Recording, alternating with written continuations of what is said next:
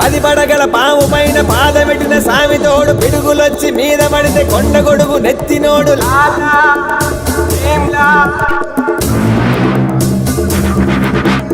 ఎత్తులొచ్చి మీద పడితే గుద్ది గుద్ది సంపినోడు ఎదురొచ్చిన పైల్వాన్ని పైకి పైకి ఇసిరినాడు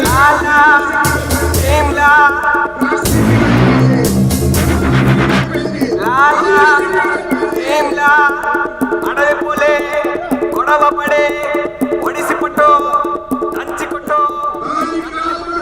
ఆయన ఇలాంటి ఆటల్లోకి ఇలాంటి చెమటల్లోకి అడవుల్లోకి వచ్చి పోరాడారు. మరి ఆయన ఒక సినిమా తీసానంటే కోట్లు సంపాదించుకుంటున్నాడు.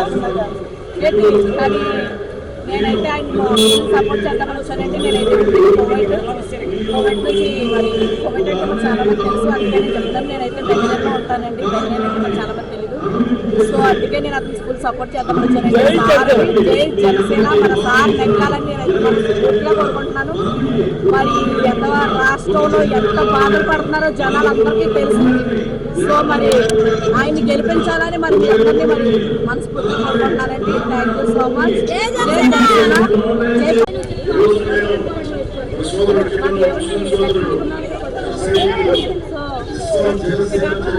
మన దేవుడు పోటీ చేస్తున్నాడు. చాలా అదృష్టం.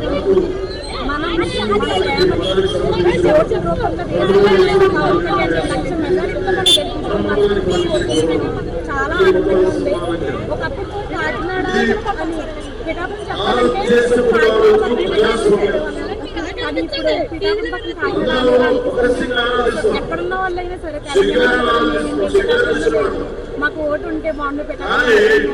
మన దేవుడు మనం ఆ దేవుడిని ఎలా గెలిపించుకోవాలి, ఓటు రూపంలో వేసి గెలిపించుకోవాలి. ప్రతి ఒక్కరికి గాజు గ్లాస్ పైన ఓటు ఉదయ శ్రీనివాస్ గారిని గెలిపించుకోవాలి. వాళ్ళ ఎమ్మెల్యే పవన్ కళ్యాణ్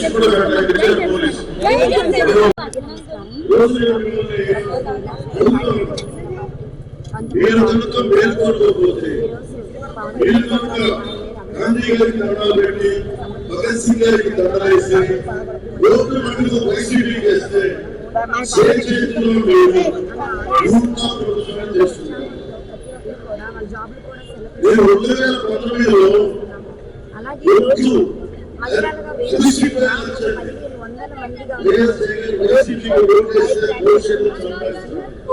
చాలా మరి చాలా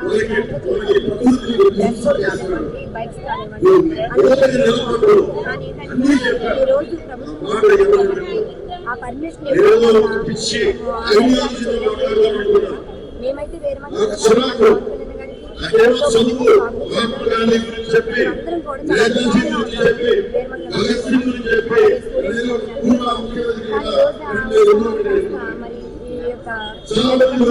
పర్మిషన్ ఇవ్వకుండా పరిస్థితి నేను ఏదైనప్పటికీ పవన్ ప్రతి ఒక్కరు వచ్చి ఆయన ఎంతో బలంగా జరిగించే విధానం చూస్తుంది మాకు చాలా ఆనందం.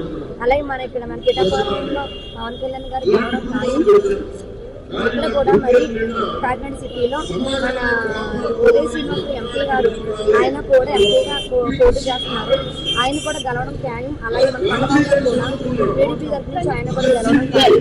ఇది ఎవరు ఆలోచించినా ఎంతమంది ఎన్ని విధాలుగా అన్నామని పన్నా కూడా ఇది మట్టికి సక్సెస్ అవుతుందని చెప్పేసి మేమందరం కూడా ప్రయత్నించాం. జై జనసేన.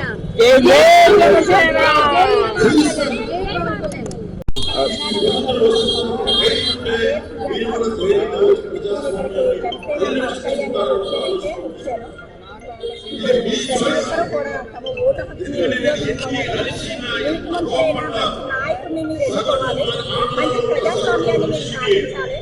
మన పవన్ కళ్యాణ్ గారికి ఓటు చేసి ప్రతి ఒక్కరు కూడా మంచి నీతి పనుడైన నాయకుడిని మీరు ఎన్నుకుని మన కోసం ఎంతో తన కొంత డబ్బును కూడా ఖర్చు పెట్టి ఎన్నో సేవలు అందించిన మన పవన్ కళ్యాణ్ గారికి ప్రతి ఒక్కరు కూడా తమ ఓటు హక్కు వేసి ప్రతి ఒక్కరు కూడా తమ ఓటు వేసి జనసేనని గెలిపించాలని నేను ప్రార్థిస్తున్నాను.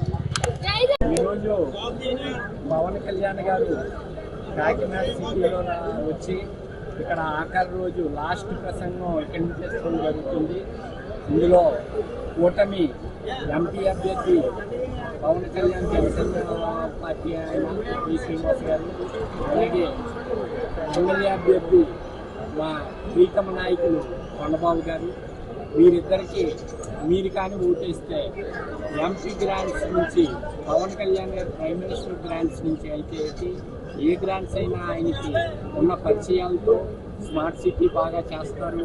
వీలైతే ఇక్కడ అండర్ గ్రౌండ్ డ్రైనేజ్ ప్రాబ్లం ఉంది కాకినాడ సిటీలో, అది కూడా ఖచ్చితంగా డెవలప్ చేస్తారు. అలాగే కొండబాబు గారు మీకు అందరికీ తెలుసు, అందుబాటులో ఉంటారు. ప్రతి చిన్న విషయానికి ఎవరైనా పనిచేసే వ్యక్తి.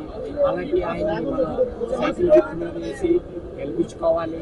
ఈ కూటమి ఖచ్చితంగా మంచి కోసమే ఈ కూటమి ఏర్పడింది. అందరూ సహకారంతో జనాల్లో కూడా ఉత్తేజంతో జనసమూహంతో ఓట్లు వేయడానికి రెడీగా ఉన్నారు. ఈ ఓట్లు 100% ఓటింగ్కి దగ్గరగా అయ్యేలాగా చూసుకుంటే చాలు. ఎంచేతంటే ఎంత ఓటింగ్ పర్సెంటేజ్ పెరిగితే ఈ కూటమికి మెజార్టీ అంతా పెరుగుతుందని తెలియజేస్తున్నారు. ఇన్ని రోజులు ప్రచారం చేస్తూనే ఉన్నాం.